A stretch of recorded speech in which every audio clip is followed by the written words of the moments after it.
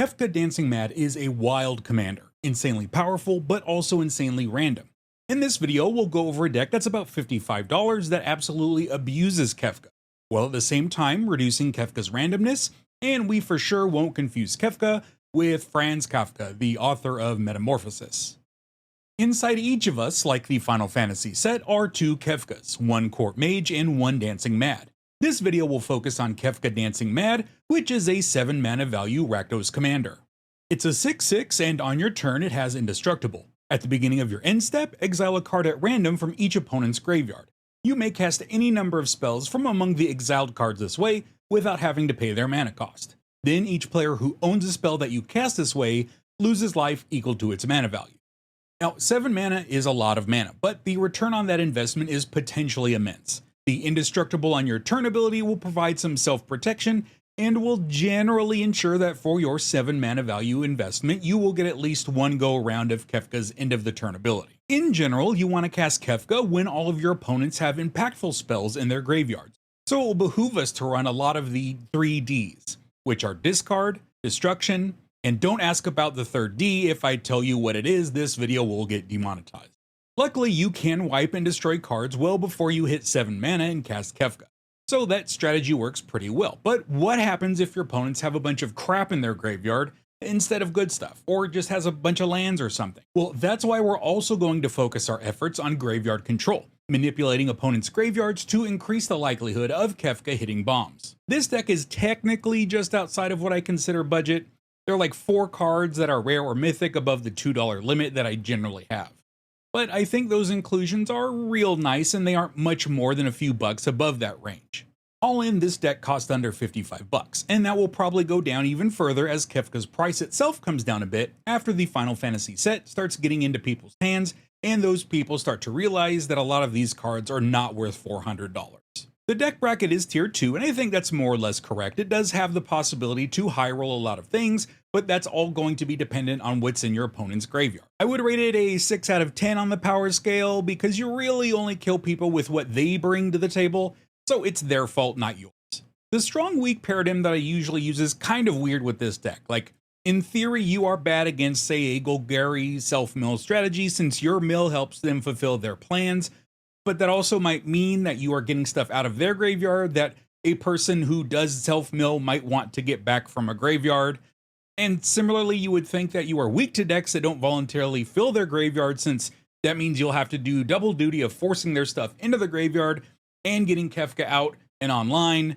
That's a lot of work. The full deck list will be in the description below, as well as some affiliate links and a link to my Patreon where you can directly support the channel. Be sure to look out for this symbol on a card in the lower corner, as it means that particular card can be swapped into the section for either a budget concern or a different kind of gameplay variation. Oh, and if you do have a fear of clowns, be warned that I do use scary clown imagery in the remainder of this video, so feel free to leave if that sort of thing just doesn't work for you. And without further ado, let's dance with the departed. In order to get free spells from your opponent's graveyards, we need to get cards into the opponent's graveyard. This will happen naturally through the course of the game, but why wait? This card is a prime opportunity to disrupt your opponents as well as get cards into the graveyard. And I run a small discard package here in Bandit's Talent, Thieves Guild Enforcer, and Tiny Bones Joins Up. These aren't meant to be crippling discard effects, just quick, inexpensive opponent-wide discard effects that will start filling up your opponent's graveyards. The Eldest Reborn and Vicious Rumors will achieve a similar goal with a bit more diversity in their effects. I also run Magus of the Wheel. If you want to go ham on the wheel effects, go for it, that's on you, I bear no responsibility. Wheel effects are awful to play against in general, so making this one on a small creature and having a Summoning Sickness delay is a good balance for the powerful and awful effect. Mindrak Harpy, Worry Beads, and Goldcaller's Bell will be once around mass mill. These aren't powerful enough to put a target on you like mill-wise, so these will usually stick around for a while, and after a few turns, the mana cost to the actual cards milled turns out to be a great mana investment. For the big dumps, we go with Dread Summons, Shared Trauma, Sir Conrad the Grim, all of which will essentially invest whatever mana you have in exchange for mills. You could add a bit more to each type of dump effect to concentrate the deck a little bit better, but for me, I wanted a wider variety, so I went with some actually player-specific mill with some upside. Like Sewer Nemesis, which will act as a curse on a player basically, and raises power and toughness in the process. Codex Shredder is a small investment for an annoying mill. Realm Breaker can ramp you a bit during the mill process, kind of killing two birds with one stone, and Sand of Delirium lets you go mill crazy on just one person. Another strategy for getting cards into graveyards is to push them there from the battlefield, like a cat pushing a fragile thing to the ground from a shelf. And I do that by running a larger number of wipes than I might normally in an average deck. We'll start with Scavenger Regent and Terror Tide, which will give creatures some amount of negative power and toughness, hopefully enough to fill some graveyards. Terror Tide is probably the weakest of all these, but it's mostly due to budget constraints. You could easily swap it out for Damnation or Torment of Hellfire or something like that. Shatterstorm and Void are wipes for artifacts. I've been trying to find a spot for Void for a while, as it's kind of an old school favorite of mine, and I think this is a pretty good spot. You won't wipe everything, but you should get a lot, with an added bonus that you can also force players to discard a little bit. Life's Finale and Final Act will wipe all creatures and more. Life's Finale can be a bit cumbersome on spell table, or if you run into people who don't like have their deck being manipulated by others, it can get kind of problematic. Final Act isn't as good as its white component Farewell, but it's the most diverse wipe we got. Be sure to think long and hard about the Exile All Graveyards choice.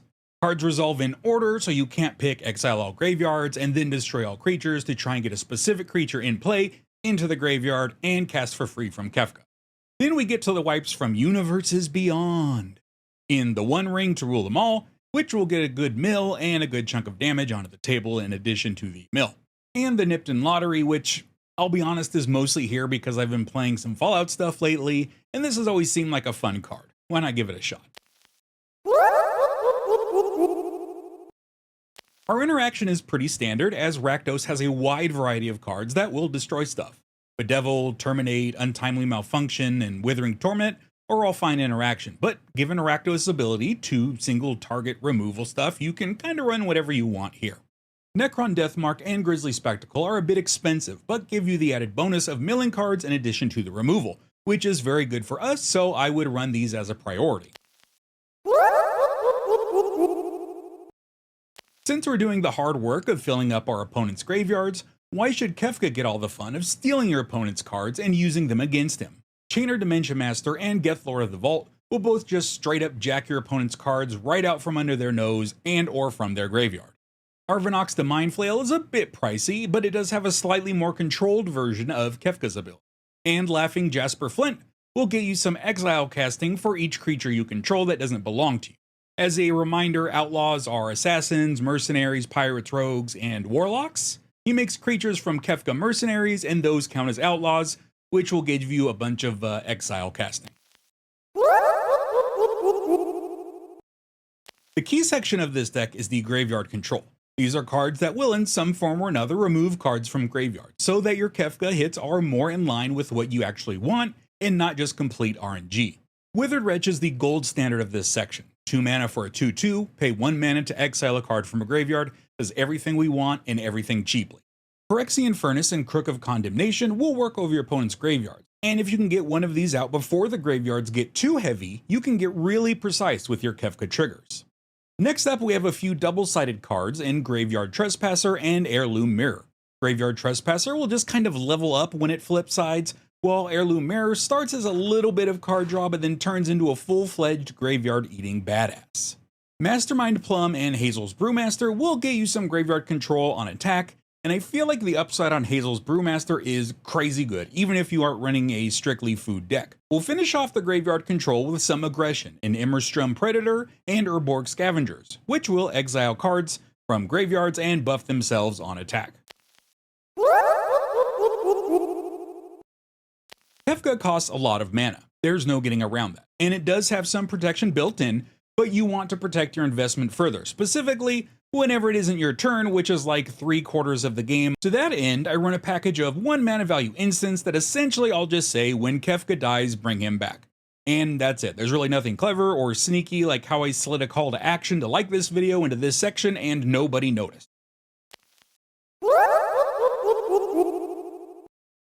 We're going to rely on Kefka's ability to essentially draw and cast 3 spells a turn, so we don't need a ton of sculpting if we get our plan going. Phyrexian Arena and Morbid Opportunist are solid, consistent card draw for a reasonable price.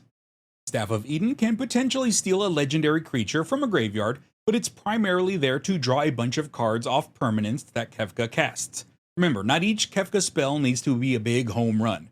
Mana dorks, utility rocks, artifacts, all that stuff counts towards the staff, which means you can end up with a lot of cards. Spiteful Visions is kind of a weird choice. The thought of giving players extra draws isn't great, but since we only get our extra Kefka spells on our turn once around, I wanted to kind of de-incentivize other people from drawing more cards than I am. I can see this being replaced, but for now I'm pretty happy to try it. Our ramp isn't anything crazy. Our commander is expensive, so slow and steady will hopefully win the race. But if I were to up the budget on this deck, I would probably start with the ramp. Arcane Signet and Soul Ring are obviously used here, as well as all these standard 2 mana value rock ramp. I do extend that into Charcoal and Fire Diamond because, like I said, you do want consistency. Honored Heirloom is the only 3 mana rock that I run because it can help with the graveyard control. I finish off the ramp with Dark Ritual and Songs of the Damned, though these can be replaced for any kind of spell mana ramp that you want, like a Seething Song type effect. Drownyard Temple and Echoing Deeps are opposite sides of the same coin. The Temple to ramp yourself when you mill it into your graveyard, and the Deeps for when you mill a land you might want into your opponent's graveyard. Gaia Reach Sanitarium and Blast Zone will help you get more cards into graveyards, either by forcing a discard or blowing stuff up. Then we come to 2 cards that I've kind of just been wanting to run for a while now, in Blood-Soaked Insight and Restless Vents. Particularly Restless Vents, as I always have this fear of running out of stuff to do or mana flooding, and hopefully this could be a good last resort type option without too much of a drawback. I run 12 lands capable of producing Rakdos, and these are all budget based. If you have more expensive Rakdos lands, go for it. And then finish off the deck with 12 Swamps and 6 Mountains. Now in the early game, you're just going to want to kind of lay low and remove certain key pieces that may screw you over that you may want to get back later with Kefka. The mid game, you'd ideally like to get Kefka out with a protection spell as backup, and then from there on, it's just the wild ride that is Kefka's ability. If you enjoyed this video, feel free to subscribe to the channel, and if you are looking for a more aggressive Rakdos combo deck, check out this explosive Imskir Iron Eater deck. Or if you want more Final Fantasy decks, check out this absolutely terrific Absolute Virtue deck, where you roleplay as a raid boss. Thank you for watching, and I will see you around.